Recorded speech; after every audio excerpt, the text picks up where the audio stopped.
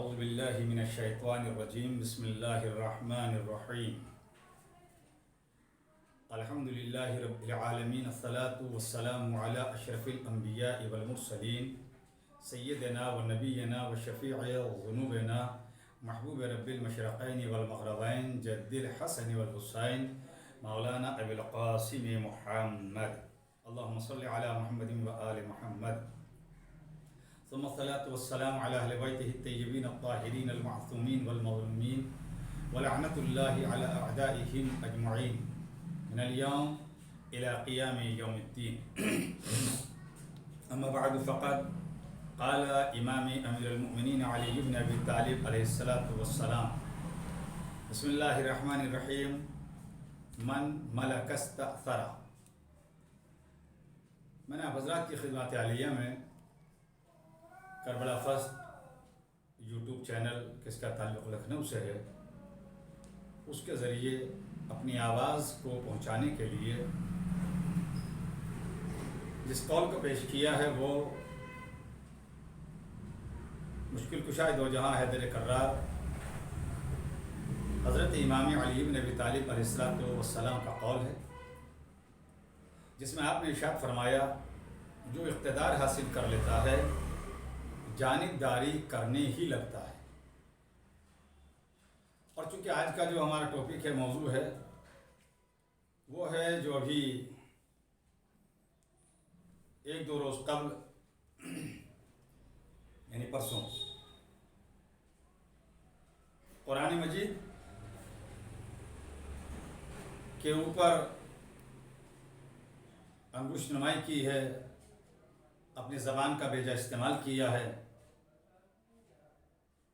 اپنی عقیدگی کا ثبوت دیا ہے، اور وہ ہے لکھنؤ کے وسیم رضوی.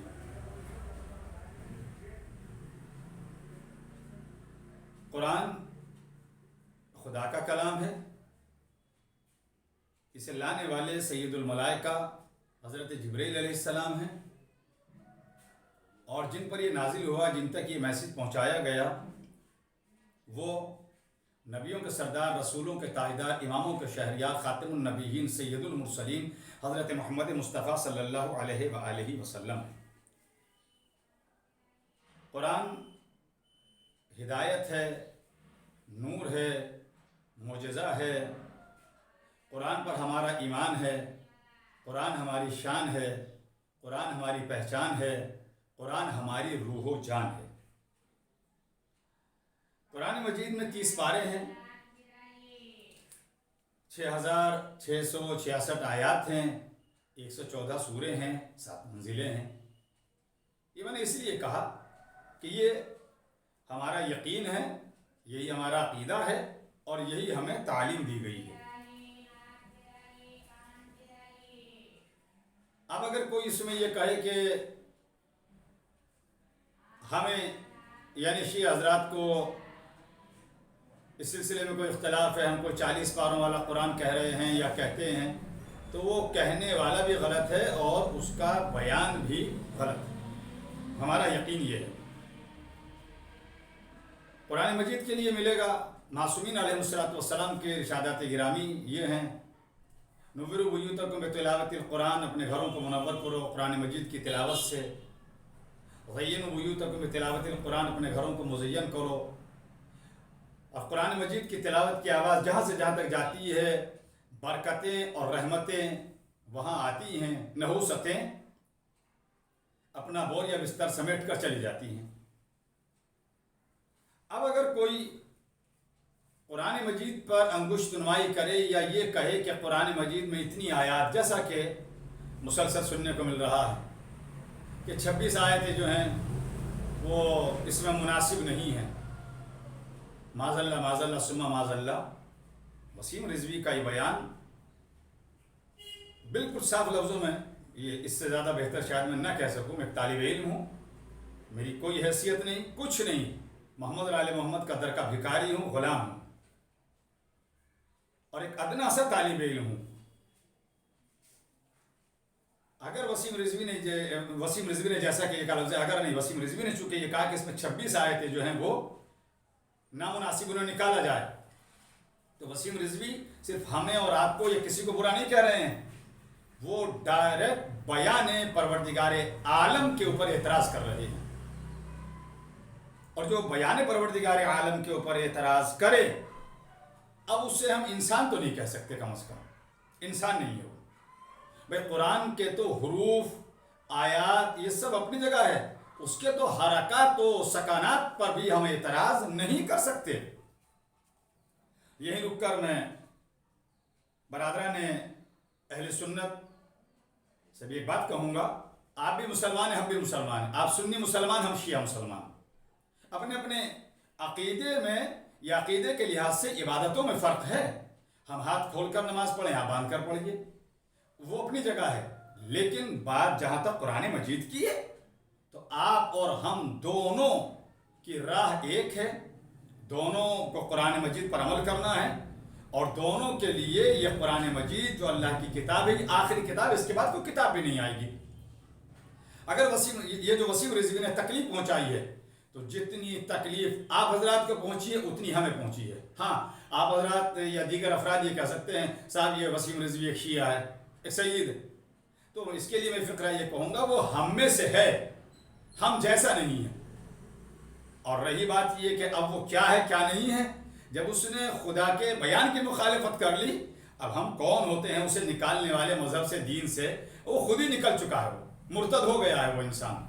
اب اس کا شمار شیعہ برادری میں، شیعہ حضرات میں، شیعہ کمیونٹی میں نہ کیا جائے. اور یہاں رک کر مجھے 4 مصرے یاد آ گئے، وہ سن لیجئے. نہ تو سوروں کو نہ آیت کو نکالا جائے، نہ تو سوروں کو نہ آیت کو نکالا جائے، نہ بلاغت نہ حقیقت کو نکالا جائے. اپنی اوقات سے باہر نکل آیا ہے وسیم، قوم سے ایسی غلاظت کو نکالا جائے. تو یہ وسیم رضوی کے لیے ہم اتنا کہہ سکتے ہیں.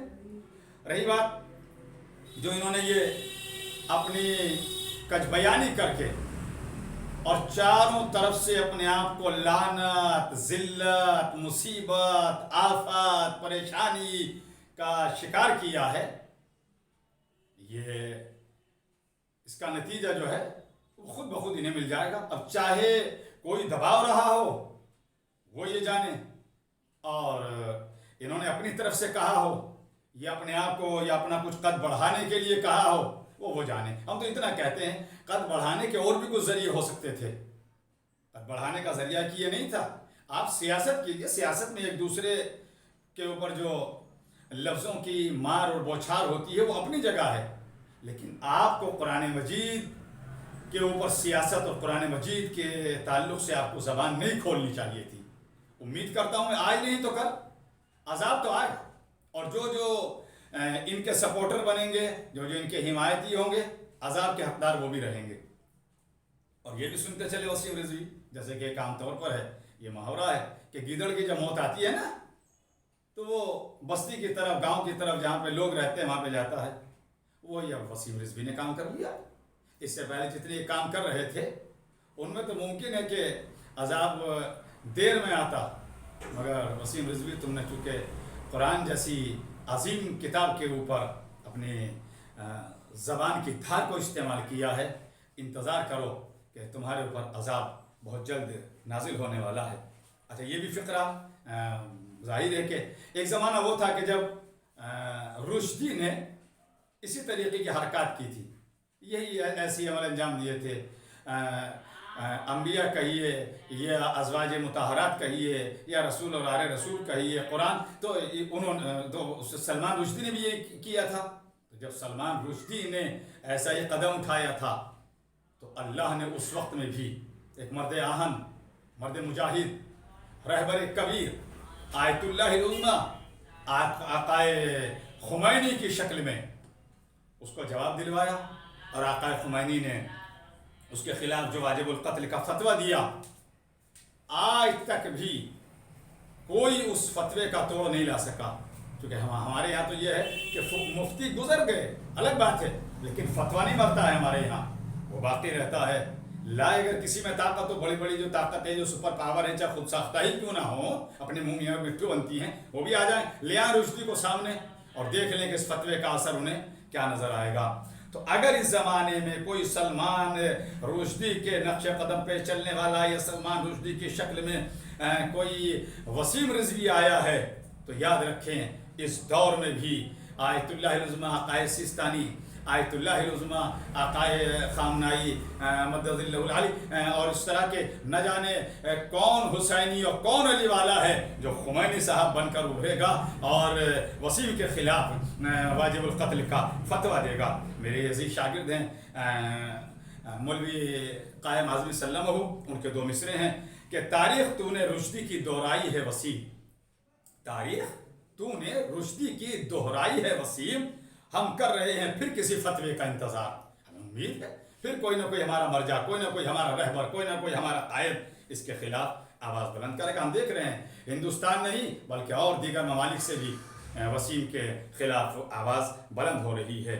اور اگر وسیم رضوی میں تھوڑا شعور ہے، یہ بھی کہہ دینا ہے، اگر وسیم رضوی میں تھوڑا شعور ہے اور اگر اپنی غلطی کا احساس ہو جائے تو وہ معافی مانگے، اللہ سے بھی معافی مانگے، پوری انسانیت سے بھی معافی مانگ لے، تو بات کی بات ہے، دیکھا جائے گا پھر کہ کیا ہوگا یا کیا نہیں ہوگا۔ مگر وسیم رضوی نے جو یہ کام کیا ہے وہ لعنت، ملامت، ذلت اور ان کی اپنی رسوائی ہے۔ اور بس یہ کہہ کر کہ چونکہ قرآن مجید پر انگلی اٹھانے سے تمام تر انسانوں کو، مسلمانوں کو، حضور ختم مرتبت کا کلمہ پڑھنے والوں کو تکلیف پہنچی ہے، تو میں یہی کہوں گا اپنے برادران اہل سنت سے کہ اس معاملے میں قرآن مجید کے خلاف یکجا ہو جائیے، جو بھی قرآن مجید کے خلاف بولے یا بولا ہے سب ایک جگہ ہو جائیے۔ کیوں؟ آپ جو ابتدائی کتابیں ہیں، چاہے ادارے تنظیم المکاتب سے شائع ہوئی ہوں اردو عربی کی، یا اور دیگر اداروں سے یا اور لائبریریز سے، اس میں بھی آپ دیکھیے سین کے ساتھ میں شین لکھا ملے گا۔ تو یہ سین اور شین کا ایک ساتھ لکھا رہنا اس بات کی علامت ہے کہ سین سے سنی، شین سے شیعہ، ہم دونوں ایک ہیں، خون دونوں کا ایک ہے، قرآن پر عقیدہ ایک ہے، آخری نبی کا کلمہ آپ بھی پڑھتے ہیں، آخری نبی کا کلمہ ہم بھی پڑھتے ہیں، اور ہمارا اور آپ کا قبلہ بھی ایک ہے جو کعبہ ہے، تو ہم سب ایک ہیں۔ اور قرآن مجید کے خلاف جب جو آواز بلند کرے یا حضور ختم مرتبت کے خلاف اگر کوئی کچھ بولے تو ہم سب ایک ہیں، اور ایک ہو کر ہم ہر مخالف کا جواب دیں، اور ہم یہ طے کر لیں کہ اگر قرآن کے خلاف کوئی بولے گا، قرآن کے خلاف کوئی آواز بلند کرے گا، ہم کل بھی ایک تھے، ہم آج بھی ایک ہیں، ہم آنے والے کل میں بھی ایک رہیں گے۔ بس یہ کہہ کر کہ ممکن ہے بہت سے افراد ایسے ہوں جن تک ابھی یہ وسیم رضوی کی جو غلط بیانی ہے، جو اس نے سپریم کورٹ میں اپنی عرضی داخل کی ہے قرآن مجید کی 26 آیات کے خلاف، آواز نہ پہنچی ہو، جب جس کو خبر مل جائے اپنے طور پر، اپنے لحاظ سے وسیم رضوی کے خلاف آواز بلند کریں۔ اور یہ آخری فقرہ کہ یہ نہ سوچیں کہ آج تو ہم جذباتی ہیں اور بہت تیزی میں ہم جو بھی بیان دیں گے وہ ہوگا، نہیں، بلکہ ہم اتنی آوازیں بلند کریں، اتنی آوازیں بلند کریں، اتنی آوازیں بلند کر دیں کہ اس سے پہلے کہ 40 دن ہو اس بیان کو، اس سے پہلے وسیم رضوی کے بیان کا 40واں ہو کر رہ جائے۔